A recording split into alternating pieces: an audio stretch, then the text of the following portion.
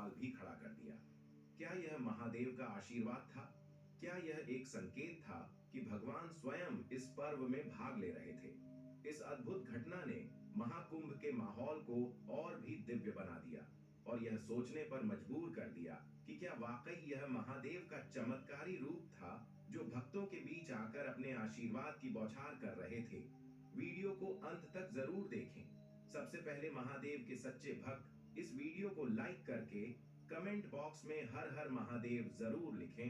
13 जनवरी से प्रयागराज में दुनिया का सबसे बड़ा महाकुंभ लगने जा रहा है, जो 1444 साल बाद लगने वाला एक पूर्ण महाकुंभ है। भारत के 4 प्रमुख शहरों प्रयागराज, हरिद्वार, नासिक और उज्जैन में कुंभ मेले का आयोजन किया जाता है। महाकुंभ एक विशेष और ऐतिहासिक आयोजन है। हालांकि पूर्ण महाकुंभ केवल 144 वर्षों में एक बार आयोजित होता है और इस अद्वितीय अवसर पर स्वयं देवी देवता भी गंगा नदी में शाही स्नान करने आते हैं। मान्यता है कि इस महाकुंभ में जो भी श्रद्धालु संगम में डुबकी लगाता है उसकी मुक्ति का मार्ग सुनिश्चित हो जाता है। इस दौरान गंगा नदी अमृत के समान मानी जाती है और यहाँ आकर डुबकी लगाने से व्यक्ति के सभी पाप नष्ट हो जाते हैं, जिससे वह जीते जी स्वर्ग के समान पुण्य प्राप्त करता है।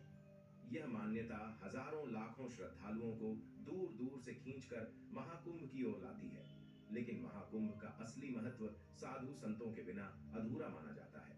उनके अखाड़े भगवान के प्रति उनका अडिग भक्तिभाव और कठोर तपस्या महाकुंभ का मुख्य आकर्षण होते हैं, जो इस पर्व को विशेष रूप से दिव्य बना देते हैं। सब लोग गंगा स्नान के साथ अलग अलग प्रकार के साधुओं को देखने भी महाकुंभ पहुंचते हैं। इसी महाकुंभ में देश दुनिया के लाखों साधु पहुंचते हैं, जिनमें कोई कांटों पर लेटा हुआ होता है तो कोई भस्म लगाए हुए होता है। कई साधु ऐसे देखने को मिलते हैं जिन्होंने गहरी तपस्या की होती है, जिनके आशीर्वाद मात्र प्राप्त कर लेने से जीवन के सारे दुखों का अंत हो जाता है। ऐसे में मध्य प्रदेश के इंदौर शहर में रहने वाले शौर्य उपाध्याय महाकुंभ में शामिल होने के लिए बहुत बेसब्री से इंतजार कर रहे थे। वे सनातन धर्म के बहुत कट्टर भक्त थे और 12 साल में लगने वाले हर महाकुंभ में शामिल होते थे। इस बार वह अपने पूरे परिवार के साथ प्रयागराज के महाकुंभ में जाने वाले थे। उनके परिवार में उनके माता पिता, उनकी धर्मपत्नी और 9 साल की बच्ची थी। शौर्य प्रयागराज महाकुंभ जाने के लिए ट्रेन के टिकट पहले से ही करवा चुके थे और महाकुंभ शुरू होने से एक सप्ताह पूर्व ही वे ट्रेन पकड़कर अपने परिवार के साथ प्रयागराज के लिए निकल गए। लेकिन उन्हें इस बात का अंदाजा बिल्कुल भी नहीं था कि प्रयागराज महाकुंभ की भयंकर भीड़ में उनके साथ एक ऐसा हादसा होने वाला था जिसे वह जिंदगी में कभी भुला नहीं पाएंगे। महादेव उनके साथ बहुत बड़ी लीला रचने वाले थे। जब शौर्य जी अपने परिवार के साथ महाकुंभ पहुंचे तो वहां की भीड़ बहुत भयंकर थी। लाखों लोग पहले से ही वहां मौजूद थे और कई साधु संतों ने अपने अपने टेंट लगाए हुए थे। फिर भी पुलिस दल ने व्यवस्था को बहुत अच्छे से संभाल रखा था। प्रयागराज का महाकुंभ बहुत भव्य लग रहा था। हर जगह दुकानों और अखाड़ों की भीड़ थी और ऐसा लग रहा था जैसे वे लोग सतयुग में आ गए हों। इसी बीच शौर्य जी ने अपनी पत्नी रजनी से कहा कि वह स्वाति का हाथ कसकर पकड़ ले, क्योंकि इतनी भयंकर भीड़ में अगर उनका हाथ छूट गया तो उसे ढूंढ पाना नामुमकिन हो सकता था।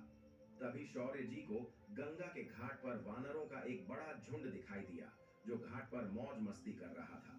सभी लोग हैरान थे, क्योंकि इतने सारे बंदर एक साथ पहले कभी नहीं देखे गए थे, लेकिन लोग इसे महाकुंभ का चमत्कार मान रहे थे। कहा जा रहा था कि महाकुंभ के दौरान इतना पवित्र वातावरण होता है कि यहाँ सिर्फ इंसान ही नहीं बल्कि जानवर भी इस जगह पहुंच जाते हैं। उन वानरों के बीच एक ऐसा बंदर था जिसकी पूंछ नहीं थी और शौर्य जी को उस पर दया आई। उन्होंने उसे केले दिए और साथ ही बाकी बंदरों को भी केले खिलाए। इसी दौरान उनकी मुलाकात रुद्राक्ष वाले बाबा से हुई। शौर्य जी ने देखा कि साधु महाराज ने अपने शरीर पर करीब 25,000 रुद्राक्ष धारण किए थे, जिनका वजन लगभग 45 किलो था। वास्तव में वे साधु महाराज काफी सिद्ध पुरुष थे और उनका आशीर्वाद शौर्य जी के पूरे परिवार ने लिया। आगे बढ़ते हुए शौर्य जी को कई और साधु महाराज मिले, जिनमें से एक ऐसे साधु थे जिन्होंने पिछले 12 सालों से अपना एक हाथ हवा में रखा हुआ था और उसे नीचे नहीं किया था। इतनी कठिन तपस्या केवल एक सिद्ध महात्मा ही कर सकते थे। उनका भी आशीर्वाद लेकर शौर्य जी अपने परिवार के साथ गंगा में डुबकी लगाने के लिए संगम पहुंचे। स्नान के बाद वे अलग अलग मंदिरों में दर्शन करने के लिए जा रहे थे।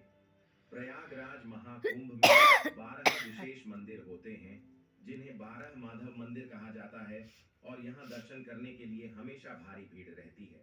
जब शौर्य जी अपने परिवार के साथ महाकुंभ मेले में घूम रहे थे, तभी एक खबर आई कि कुछ ही देर में महाकुंभ में चाबी वाले महाराज पधारने वाले हैं, जो अपने साथ 20 किलो की चाबी रखते हैं और वे बेहद ही प्रसिद्ध हैं। ऐसा कहा जाता है कि चाबी वाले बाबा अपनी 20 किलो की चाबी से अहंकार तोड़ते हैं और समाज में न्याय की स्थापना करते हैं। उन्हें देखने के लिए इतनी भारी भीड़ जुट गई कि लोग आपस में भगदड़ मचाने लगे। इस भगदड़ में कई लोग एक दूसरे के पैरों के नीचे आ गए। इसी भगदड़ में शौर्य जी की धर्मपत्नी रजनी और उनकी 9 साल की बेटी स्वाति का हाथ छूट गया, और वह भगदड़ में वास्तव में वे साधु महाराज काफी सिद्ध पुरुष थे, और उनका आशीर्वाद शौर्य जी के पूरे परिवार ने लिया। आगे बढ़ते हुए शौर्य जी को कई और साधु महाराज मिले, जिनमें से एक ऐसे साधु थे जिन्होंने पिछले 12 सालों से अपना एक हाथ हवा में रखा हुआ था और उसे नीचे नहीं किया था।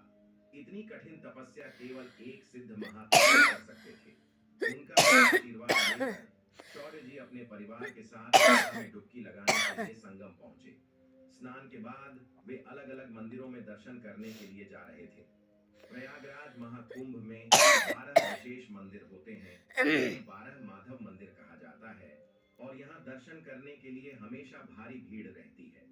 जब शौर्य जी अपने परिवार के साथ महाकुंभ मेले में घूम रहे थे, तभी एक खबर आई कि कुछ ही देर में महाकुंभ में चाबी वाले महाराज पधारने वाले हैं,